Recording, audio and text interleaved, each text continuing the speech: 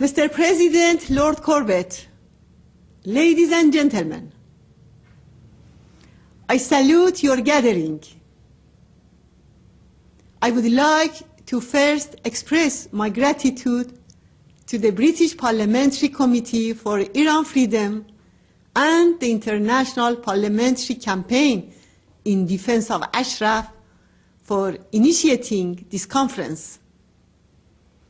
I would like to also commend members of the House of Commons for the valuable early day motion emphasizing the importance to safeguard Ashraf security and also the need to delist the PMOI from the US list of terrorist organizations. Dear friends, 3 days ago, the Egyptian people's uprising succeeded. The dictatorship ruling that country fell. Before that, Tunisian people's uprising triumphed. We know that people in other parts of the region are also protesting. In fact, the spring of freedom has arrived in the Middle East. People are demanding democracy everywhere. Young people and women are the active forces of this movement. The wave of change in the region is to the detriment of the mullahs in Iran, who are unable to deal with the explosive state of the Iranian society, and they express their fear about the situation. The current developments revealed that the Western policy is lagging behind developments.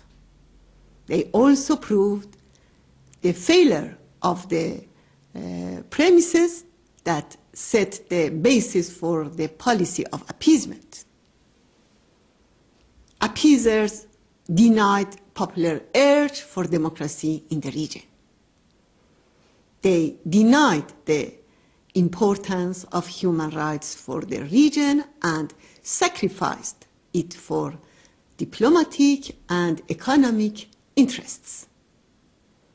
The uprisings of the peoples of Tunisia and Egypt proved that these premises and the policies that were based on them were totally wrong.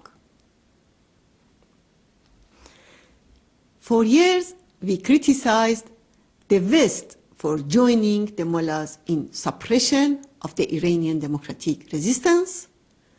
Recent developments proved that our views and criticism were right. We truly wish success for our sisters and brothers in Tunisia and Egypt in establishing democracy and freedom in their countries. Therefore, addressing those who are worried about developments in the region, one should say, concentrate on the main threat, the Iranian regime. It's therefore a mistake to ignore the threats of the religious fascism ruling Iran to the regional countries and overlook its destructive role in diverting popular uprisings towards fundamentalism and extremism. Dear friends, many Western governments have acknowledged that the main threat to peace and stability is the Iranian regime. But this is not enough. The policy that paved the way for this regime must change. We cannot forget how far the British government went in appeasing the mullahs in Iran, paving its way and obstructing the path for change in Iran by proscribing the PMOI. At that time, both houses of the British Parliament were crying out loud that the mullahs are behind the PMOI designation. Now, the WikiLeaks documents report of secret meetings by Foreign Office officials and officials from the US Embassy in London with agents from the Iranian regime's intelligence services to discuss the PMI. This was the flow of so-called classified documents fabricated by the mullahs for both Foreign Office and the US State Department. Dear friends, following uprisings in the region, change in policy vis-à-vis Iran is even more crucial. Otherwise, the Iranian regime will disrupt the democratic trend in the region. Look at the situation in Iraq as an example. You can see how the mullahs profited the war and the US policy of appeasement in order to penetrate that country's security, political and economic organs and to dominate it. They tried to influence the elections in Iraq by resorting to terrorism, intimidation, and allocating a large sum of money for this purpose. After the elections, they have used all efforts to bring a favored government to power. Therefore, the disastrous consequences of the barriers the West has placed on the path of change in Iran is not limited to that country. Today, the entire region is suffering from the West's misguided policy toward Iran. This is why maintaining the PMI on the US terrorist list is 100 times more harmful today than before. In January, mullahs executed 91 people, including prisoners affiliated to PMI, whose crimes were propaganda for PMI and visit to Ashraf. In the meantime, Ashraf has been the target of repeated attacks.